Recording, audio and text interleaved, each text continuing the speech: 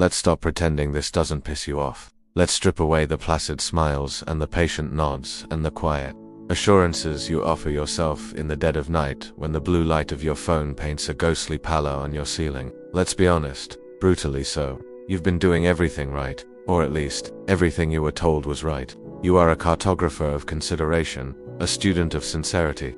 The good morning text isn't a tactic, it's a genuine hope that her day starts with a sliver of warmth, a digital sunrise you've sent just for her. The question, how are you feeling, really, isn't a line. It's a key you offer, hoping to unlock a door into the sprawling, complicated architecture of her mind. You're not playing a game, you're trying to build a cathedral, laying each brick of respect and vulnerability with painstaking care, hoping for the foundation of something real, something that lasts longer than a seasoned dart. And yet, time after time, you watch her drift. It's not a sudden departure, not a dramatic storming off. It's a slow, silent erosion of presence. Her texts become shorter, the spaces between them longer, expanding into chasms of anxiety you try your best to ignore. Her laughter, once a bright, effortless chime, now seems pre-recorded, a polite echo of a feeling that's no longer there. She drifts. And where does she drift? Towards him, towards the guy who barely acknowledges her existence. His name, for the sake of this particular tragedy, is Julian. You've seen him, of course, you've seen him.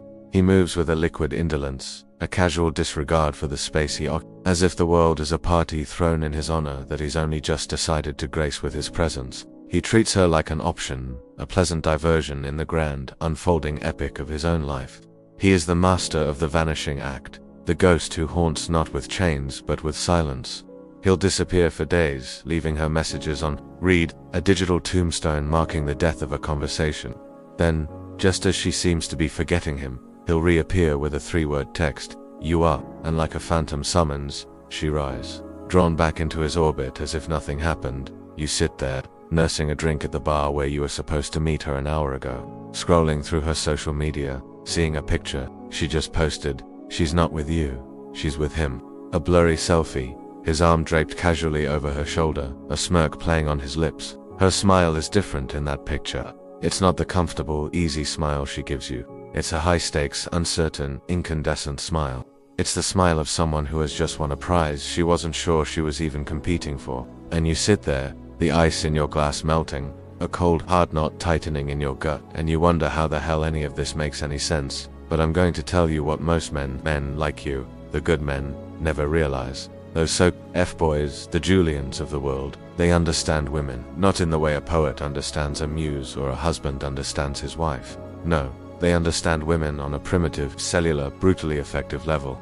They don't cater to what women say they want, they cater to what women respond to. And there is a massive, cavernous, life-altering difference between the two.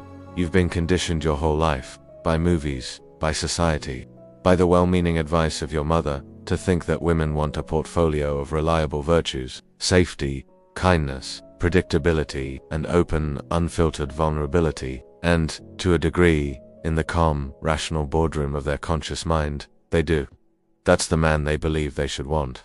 That's the man they'll describe to their friends over brunch. He's so sweet, they'll say, so reliable. He is a safe harbor, a well-lit street, a comfortable pension plan for the heart. But attraction, my friend, is not born in safety. It is a feral thing, born in the wild, untamed wilderness of the unknown. It's born in uncertainty, in tension, in the jarring, exhilarating contrast of emotional highs and lows.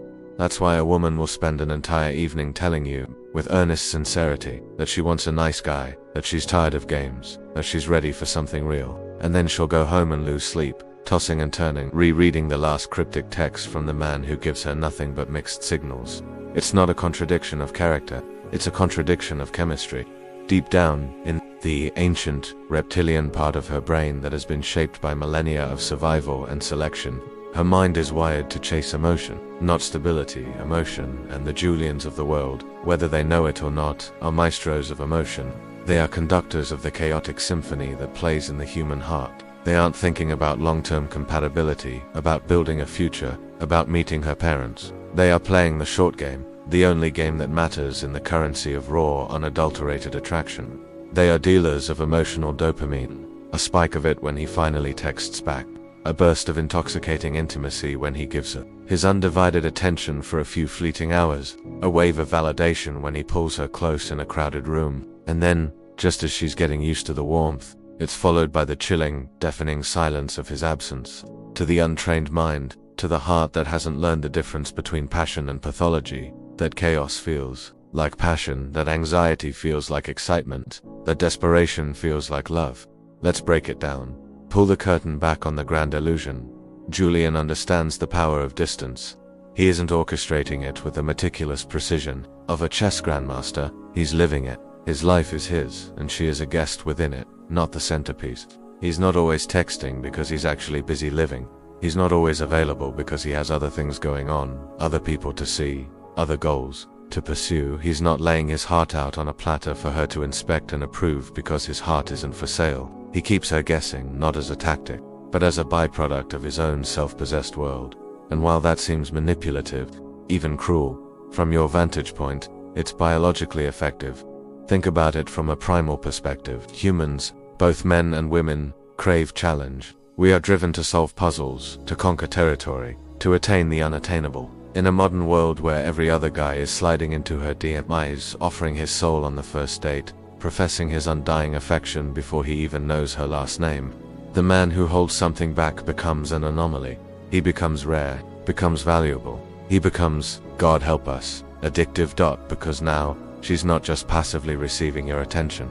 She's actively thinking, investing her mental and emotional energy. Why isn't he chasing me like the others? She wonders, did I say something wrong? What is he doing right now? That mystery, that unanswered question, pulls at her curiosity like a fish hook. And once she's emotionally invested in solving the puzzle of him, he already has the upper hand. He has occupied the most valuable real estate in the world, the space inside her head. Now, let's be real. Most of these guys, these Julians, don't have a high degree of emotional intelligence. They aren't sitting around reading books on neuroscience or evolutionary psychology. They are not consciously aware of the biochemical reactions they are triggering in her brain, but they understand affect. They are masters of a dark, intuitive physics of the soul.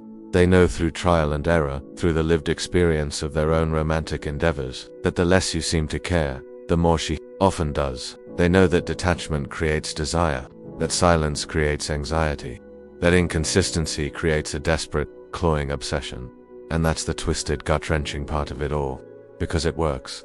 While you, the loyal man, the good man, are offering her a banquet, a feast of everything you have, your time, your attention, your vulnerability, your future Julian is feeding her breadcrumbs, and she's chasing those crumbs like they're nuggets of pure gold. Not because she's dumb, not because she's broken, but because her attraction center, the primal core of her being, is being stimulated, lit up like a pinball machine. And no matter how much logic you throw at it, no matter how many times you point out the flashing red flags, you can't out-reason chemistry. You can't talk a nervous system out of a response it's been programmed to have for millions of years. Here's the mistake most good men make when they finally get fed up and decide to fight fire with fire. They hear this and they think, okay, I get it. I need to be more like Julian. They try to act like the F-boy, they imitate the behavior, but they miss the energy entirely. They stop texting back, but they do it from a place of fear of seeming too eager, fear of pushing her away. They spend hours staring at their phone, fighting the urge to reply, their stomach churning with anxiety. They try to be mysterious, but it's a forced, theatrical mystery. Their answers become clipped and vague, but there's a neediness simmering just beneath the surface, and women can smell it. They have a sixth sense for inauthenticity. They know when you're trying to be alpha versus when you actually embody it. Your feigned detachment feels like a clumsy parlor trick, a transparent attempt to manipulate her, and it's even more repelling than your initial over-eagerness. You're an actor wearing a king's robes, but you haven't learned how to rule. Julian wins, in that initial, brutal stage of attraction, not because of his surface-level tactics, but because of the frame he carries. It's an invisible architecture that surrounds him, built from the steel of his own self-perception. He walks like he's enough, he talks like he's the prize. He doesn't ask for permission to exist, to take up space, to want what he wants. And that unapologetic presence, that deep, unshakable belief in his own inherent value, independent of her approval or anyone else's, that's the drug. That's what her nervous system responds to before her conscious mind even has a chance to catch up. You ever notice how guys like Julian seem to have options? It's not always because they are objectively the best looking or most successful men in the room. It's not an accident. They create a perception of abundance, not because they are inherently better men, but because they don't need the outcome with any single woman. When you are not desperate for one woman's validation, your entire energy shifts. The frantic, grasping quality disappears, replaced by a calm, unpredictable, intriguing presence. You become a man of substance, not a man of supplication. Women feel that non-neediness, that emotional self-sufficiency, and their brains interpret it as high value. They interpret it as confidence. It's a simple, primal equation. The man who doesn't need me must be a man who has other options. A man who has other options must be a man of high status. A man of high status is a desirable mate. That's why a woman will leave a man who worships the ground she walks on for a man who treats her like he could walk away at any moment and be perfectly fine. Because the power isn't in possession, it's in perceived freedom. When she feels like she has to earn your attention, your time, your presence, it ceases to be a given and becomes a reward. That's the leverage Julian has, a scarcity of his interest, coupled with an abundance of his own self-contained energy. Now, listen closely, because this is not a recruitment poster for the army of arseholes. I'm not telling you to become a F-boy, that's not the mission. To do so would be to sacrifice your integrity, to become a hollow imitation of a man who is likely, himself, deeply broken. What I'm telling you is to stop being the man who gives it all away for free. Stop being the all-you-can-eat buffet of emotional availability in a world that values scarcity. You're over-available. You're too emotionally open. Too soon. You're spilling the contents of your soul onto the table before she's even decided if she wants to sit down for dinner. You're trying to impress her, to prove your worth, to audition for the role of her boyfriend. And that energy, that desperate need for approval, is what kills the spark before it even has a chance to ignite. You want her to feel something real, something that goes beyond polite appreciation, then let her work for it. Let her wonder about you. Let her feel the weight of your absence when you are focused on your own life. Let her experience the quiet authority of your standards, because when you stop being so damn accessible, so eager to please, she starts seeing you not just as a nice guy, but as an exceptional one. And you don't need to be toxic to do that. You just need to respect your own value enough to stop handing it over to anyone who happens to smile at you. The core difference, the fundamental schism between you and Julian, is this: he prioritizes himself ruthlessly. He is always his own priority. His life, his purpose, his goals, his fun, it all comes first. Women are a bonus, a wonderful, exhilarating addition to his life, but they are not the mission. And that, right there, is what gives him the upper hand. Because he's not seeking approval, he's not editing himself in real time based on her reactions. He's not stuck in his head, trapped in an endless loop of, did I say the right thing? Was that funny? Does she like me? He's present. He's in his body, he's experiencing the moment as it is, not as he hopes it will be. And that unfiltered presence, that take me or leave me attitude, it's magnetic. It cuts through the noise of 1,000 other men who are trying too hard. You want to shift your results with women, then stop leading with your intentions. Stop telling her you want a relationship. Stop trying to sell her on the idea of you as a great boyfriend. Start leading with your reality. Live a life that is so compelling, so full of passion and purpose, that she wants to be a part of it. And if she doesn't, you keep walking. Period. No drama, no pleading, no bitter recriminations. You just keep walking down the path of your own life. It's wild how we vilify these guys for playing women when, in a strange way, the truth is most of them are just being honest by omission. They don't overpromise, they don't sell a dream of a white picket fence they have no intention of building. They're chaotic, yes, they're emotionally damaging, often, but they're not begging for love. They are not pretending to be something they are not. And the lesson for you in all this is, not that you have to become careless, it's that you have to become choosy. You have to become a gatekeeper of your own time, your own energy, your own heart. Stop throwing your attention and your compliments at every attractive face that crosses your path. Start filtering. Start observing. Start watching her before you try so desperately to impress her. Does she deserve your investment? Has she earned your vulnerability? Because the man who observes more than he speaks, the man who holds back before he commits, the man who values his own peace above her fleeting approval, that's the man she finds hard to forget. That's the man who shifts her entire dynamic with men. That's the man who gets remembered long after the chaos of the F-boy has subsided. So, what's the real code? The secret handshake of attraction that you've been missing. It's not pretending, it's not ghosting, it's not manipulation. It's detachment with standards. It's learning to walk away without fear, not as a threat, but as a statement of your own self-worth. It's developing the kind of profound self-respect that allows you to say, with quiet, unshakable conviction, if she doesn't choose me, that's her loss. Not because you're bitter or arrogant, but because you finally, truly, know what you bring to the table. And once you lock into that mindset, something wild and transformative happens. The entire polarity of the universe seems to shift.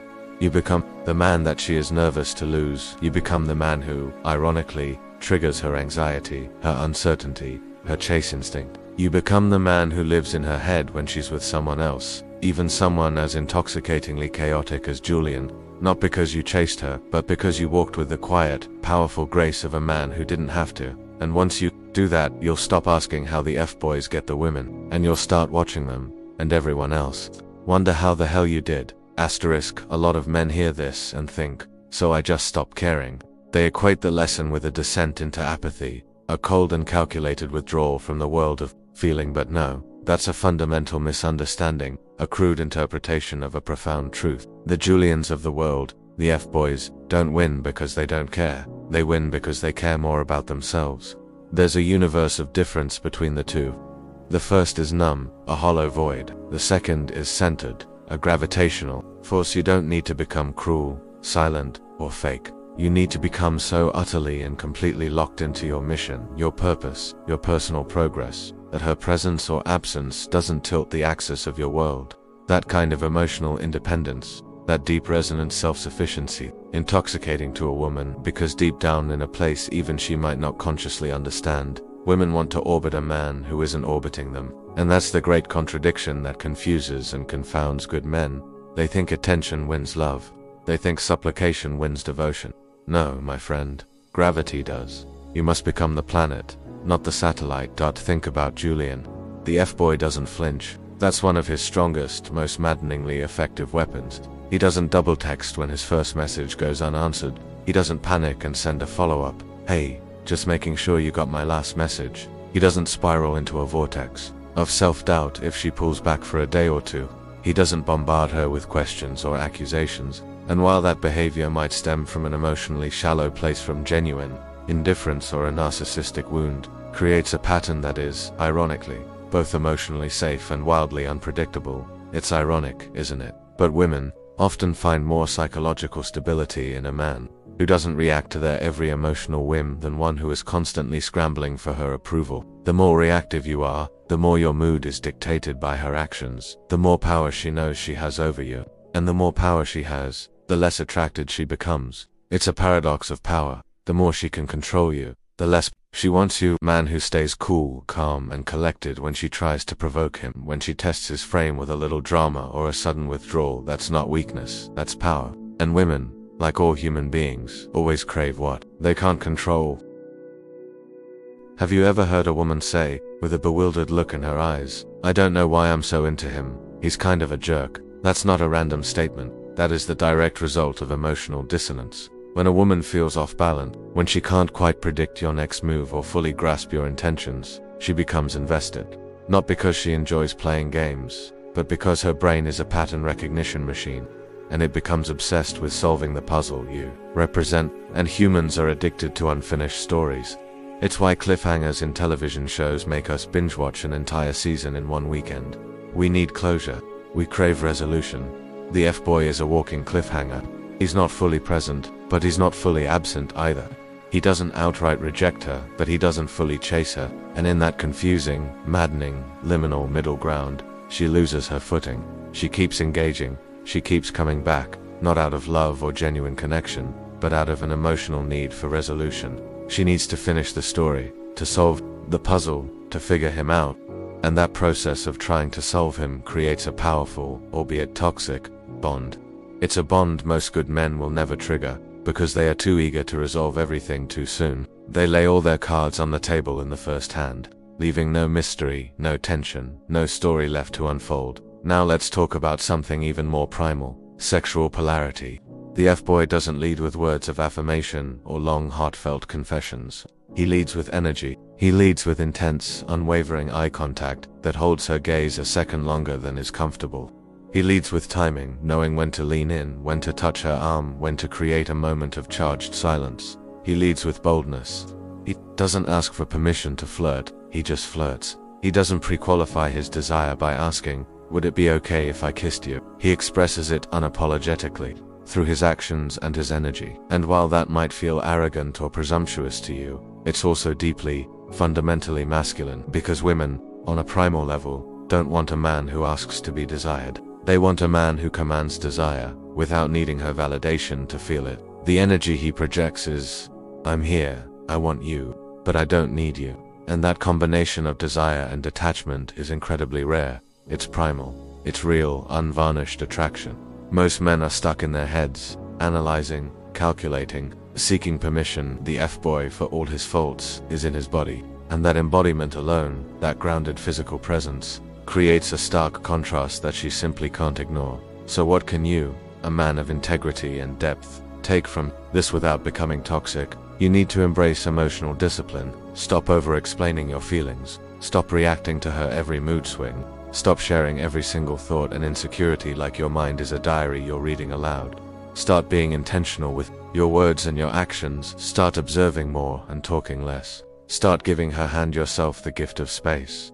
Women don't fall in love with words. They fall in love with a presence, a feeling, an energy. And silence, when used correctly, is louder than 1,000 hollow compliments. When you say less, she thinks more. When you pull back slightly, she leans in. And when you disappear completely into the vortex of your own purpose, your own life, that's when she really has to check in with herself and see how much she feels. The guy who never stops talking, who fills every silence with nervous chatter, becomes background noise. But the guy who speaks with purpose and moves with a quiet, centered confidence, now, that's a frequency she remembers. One of the most underestimated things the F-boys do well is timing. They don't always reply to texts within seconds. They let messages sit for hours, sometimes days. They take their time, not always, to consciously play a game, but because they are not glued to their phone, waiting for her validation. And while you're sitting there thinking, if I don't reply right away, she'll think I'm not interested, she's on the other end, actually thinking, why isn't he blowing up my phone like every other guy? What is he doing that's more important than me? That pause, that delay, it creates a powerful psychological trigger. It causes uncertainty, and that uncertainty spikes her interest. Again, this isn't about being a manipulative game player. It's about understanding the natural rhythm of desire. When something is always available, it is never truly valued. Scarcity, real or perceived, triggers obsession, and that's why the Julians of the world don't have to do much. They let her own imagination do all the heavy lifting. You've also got to understand the emotional illusion at play. When a man like you, a good and decent man, treats her with consistent kindness, respect, and stability, she feels safe. But safety, especially for a woman who has not yet matured into valuing it, doesn't always feel like attraction. It feels like peace. And if she's still addicted to emotional volatility, she will misinterpret your calmness as dull and his distance as passion. That's not your fault, but it is your responsibility to recognize it. If she's still hooked on the roller coaster of emotional chaos, your consistency and stability will scare her away. That's why these guys get the women who later, after the inevitable crash and burn, say, "He broke me." They invited the storm because they mistook the thunder for a heartbeat. And if you want to be her peace, you have to be willing to withhold it from those who are not yet ready to receive it. The F-boys also understand one thing that most good men miss. Detachment makes her chase, not because she's shallow, but because she is an emotional creature. The moment you show her, through your actions, that you can leave and be perfectly fine, is the moment she starts to genuinely check what she feels for you. If you're always there, always available, always saying yes, she never has to self-reflect. You become a utility, a comfortable piece of furniture in her life, not a mystery to be solved. But the F-boy, he leaves space, and in that space, in that silence, she hears her own thoughts. She starts asking herself questions. She wonders if she messed up. She reflects on your time together, and that process of reflection, born from your absence, is what creates deep emotional attachment. You don't need to be mean. You just need to stop being everywhere all the time. Let's talk about presence again, because this is where a real man, a man of substance, can outplay the F-boys at their own game. The F-boy might win the first round with his shallow charm and manufactured mystery, but his presence is ultimately hollow. Yours doesn't have to be. You can combine mystery with depth, power with compassion, detachment with leadership. That is the ultimate level of masculine energy. You create a vibe that says, I'm not going to chase you, and I don't need you to complete me. But if you're ready for something real, if you're ready to step up into something rare and powerful, I am here. That balance, the kind strength, the detached leader, that's what becomes magnetic. That's when she starts craving not just your attention, but your approval. And not many men ever reach that level, because they're too afraid to risk the silence that is necessary to reveal her real interest. So here's the punchline. You don't need to become a F-boy, you need to become a student of human nature. You need to extract the principles that work: detachment, scarcity, unpredictability, confidence, selective attention, and apply them with integrity. These aren't tricks, they are tools. And when you combine these tools with genuine self-respect and a high degree of emotional intelligence, you become unstoppable. You become the man who doesn't need to prove anything to anyone. You become the man who is willing and able to walk away first. And in that single act of walking away, you flip the entire script. Suddenly, she's the one analyzing your behavior, overthinking your words, wondering where she stands. Because deep down, she doesn't want a servant who will cater to her every whim. She wants a standard. She wants a man who is a king of his own frame, the ruler of his own world. Be that standard, or step aside and keep wondering how the worst guys keep getting the best women. The reason women can't let go of the F-boy easily is because he imprints on their psychology. Not by being good to them, but by being unpredictable. Think of it like a slot machine in a casino. You never know when you'll get a reward, so you keep pulling the lever, feeding it your time, your hope, your energy. That psychological principle, known as variable reinforcement, is the most addictive pattern known to science. He compliments her randomly, he ghosts her, then returns with a flood of charm. He creates intense longing, followed by a brief, exhilarating hit of validation. That pattern, that chaotic rhythm of reward and punishment, is how he lives in her head. Rent-free. But if you understand this, you can flip it. Instead of accidentally creating addiction through chaos, you can create intentional, powerful impact through discipline. Your presence, your attention, your validation becomes the reward, not the chaos itself. And when she realizes that you don't give that reward to just anyone, that it must be earned, that's when you become unforgettable. Now, here's what most men get wrong about this.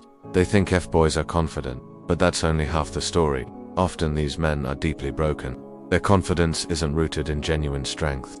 It's rooted in a defensive posture against the world. They've learned, through past trauma or painful experience, that vulnerability gets punished, so they replace it with swagger. They hide their pain behind a carefully constructed wall of ego. And that's why their relationships always implode. Because you can't build something solid with a man who is faking his own foundation. But if you're a man who's done the inner work, who has faced his own demons and built his own foundation, you can show up with real confidence, not performative confidence, not reactive confidence, just a calm, grounded, unshakable belief in your own intrinsic value. And that kind of presence doesn't just attract her body, it commands her respect. The more you try to explain yourself to a woman who isn't emotionally available, the more invisible you become. F-boys don't explain themselves, they suggest, they imply. They don't try to fix her perceptions of them, they own them, whatever they may be. And while that might be a manipulative tool in their hands, in yours, it becomes a powerful expression of self-respect. Learn to hold your frame. If she misunderstands you, let her. If she tests you, pass the test by not reacting. If she withdraws, don't chase. Because chasing is for men who believe they have something to prove. But you move like a man who is already enough. And that stillness, that restraint, that unshakable frame, that's what separates you from every other man she's ever met. Understand this fundamental truth: women don't always want what's best for them. They want what feels best in the moment. The F-boy wins in the short term because he understands the moment. He plays on emotional impulse, on the desire for a short-term high.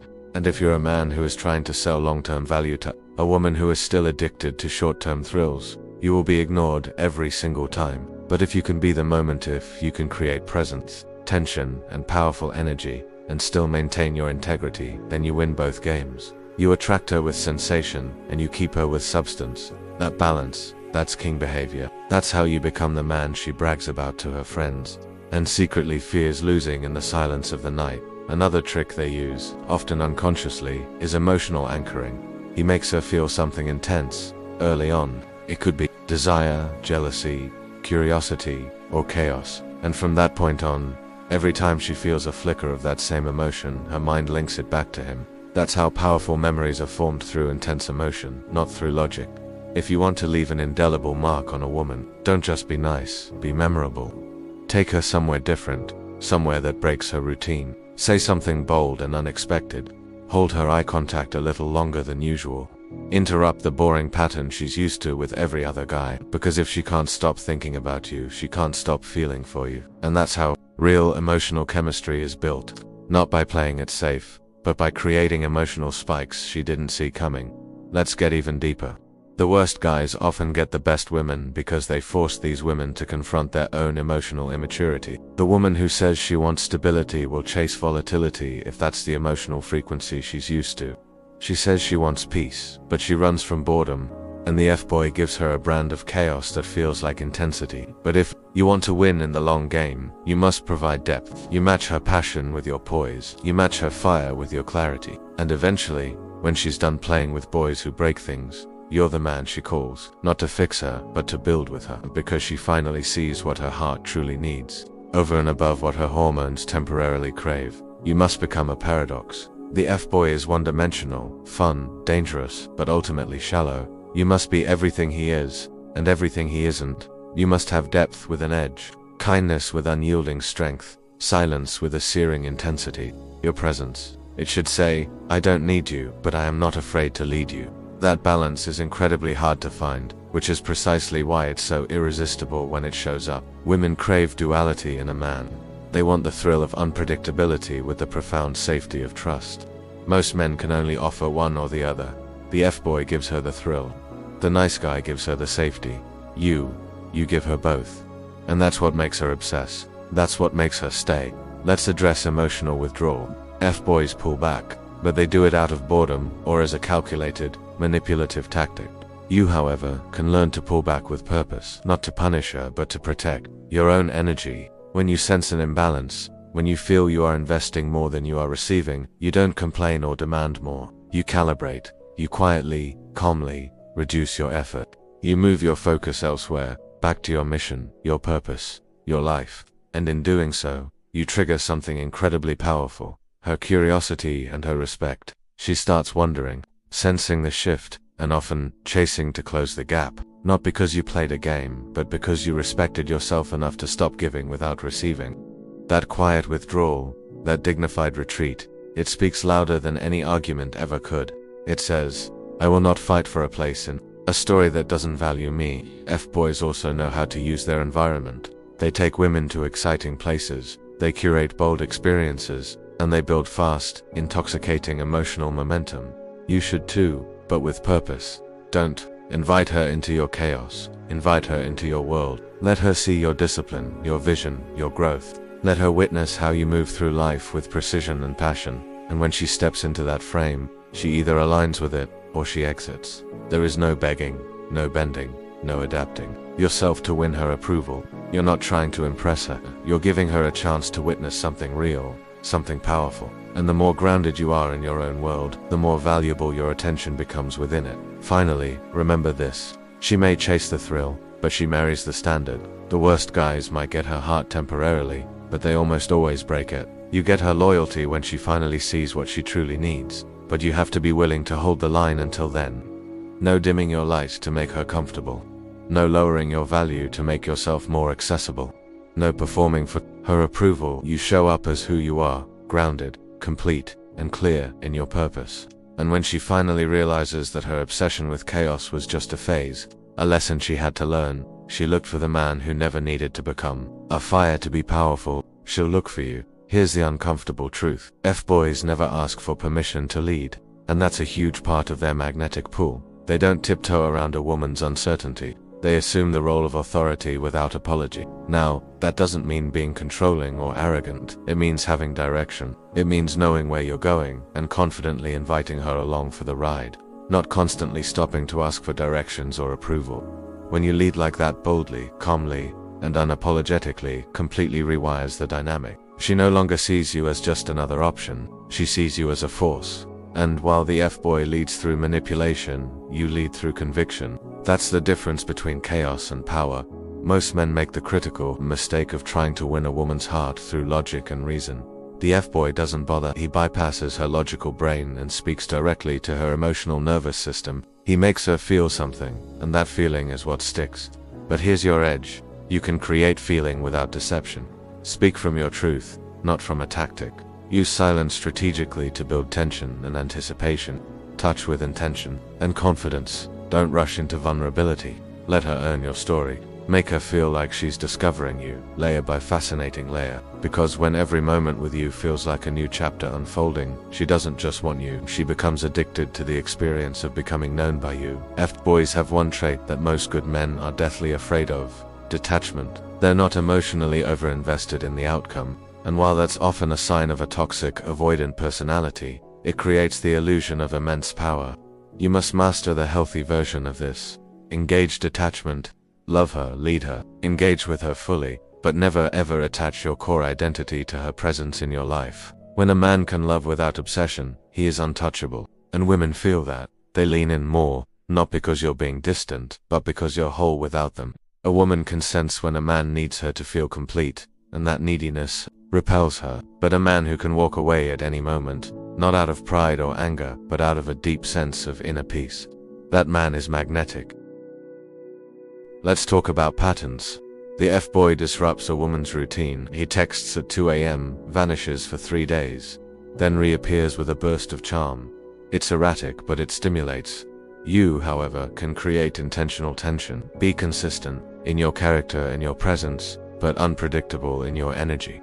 One moment, you're teasing her playfully. The next, you're deeply focused on a serious conversation. One day, you surprise her with a thoughtful gesture. The next, you're completely locked into your purpose and unavailable. That rhythm, that dance between connection and distance, keeps her tuned in. She never knows what emotional layer of you she's going to meet next. That's what the F-boys do by accident. You do it by design. And that design is irresistible because it's built on a foundation of authenticity, not confusion. F-boys don't qualify themselves. They assume they are the prize, even when all evidence points to the contrary. And that illusion of high value works because belief is contagious. You don't need to fake that mindset. You are the prize, but do you behave like it? Do you move like your time is sacred? Do you set boundaries like your peace is priceless? Do you stop explaining your standards to people who consistently refuse to meet them? That's how you become rare. That's how you shift from being just another guy to being the one that got away. Not by begging to be understood, but by standing so firmly and powerfully in who you are that she either rises to meet you or she disappears trying. Understand this critical point. Women don't just crave intensity, they crave transformation. The F-boy offers her the illusion of change through chaos, a fleeting passion that ultimately leads to destruction. But you, the man of substance, you offer her genuine growth. When she's around you, she feels herself becoming sharper, softer, deeper, better. You challenge her without controlling her. You inspire her without needing to impress her. And when a woman feels that she is evolving in your presence, she won't leave, not because she's trapped, but because she's seen a version of herself through your eyes that she never knew existed. And no woman willingly walks away from the mirror that reveals her most powerful self. Most F-boys know when to pull away, but they do it from a place of boredom or a desire to manipulate. You must learn to do it from a place of principle. You walk when your standards are not being met. You withdraw when your effort is not being reciprocated. You create space not to punish her, but to protect your own energy. And in that stillness, you let her decide, does she meet you halfway, or does she drift away? Either way, your peace is preserved. And women secretly admire this.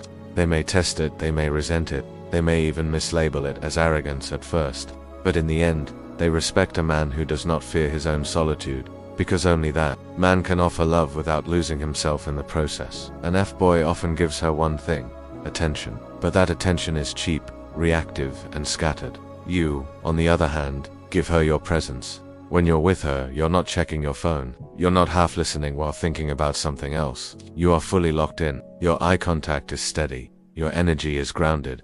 Your words are chosen, not thrown away. And in a world of endless dopamine chasing and fractured attention spans, this level of deep presence feels like a luxury. It feels like oxygen. She starts to crave not your compliments, but your focused attention. Not your words, but your meaningful silence. And that, my friend, is what creates obsession. the rare and profound experience of being fully seen by a man who doesn't look at everyone that way. Let's be real, most women don't plan to chase the F-boy, they fall into it. They get seduced by the emotion, the story, the drama. It's not a logical decision, it's a limbic one.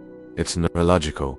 But when you show up as a man who understands her emotional world and yet refuses to get lost in it, you become something she didn't even know she needed. You're not cold, you're not unavailable, you're just unshakable. You don't flinch when she tests you, you don't react when she retreats, you observe, you lead, and in that powerful presence she finds a new kind of safety. Not the kind that's boring, but the kind that's rare, the kind that's real. So here's the final truth, the key that unlocks the entire kingdom. F-boys get women because they break the rules, but most of those rules were never worth following in the first place. You don't need to lie, cheat, or vanish to win her over. You just need to stop playing the nice guy's game. Stop giving away your time like it's free. Stop softening your edges just to be liked. Stop chasing approval and calling it love. Instead, become the man who rewrites the entire script, the man who brings presence instead of pressure, leadership instead of lust, depth instead of drama. And when she finally meets that man, the one who took the time to master himself before trying to master her, she give up every F-boy she ever knew, just for a chance to stay in your world.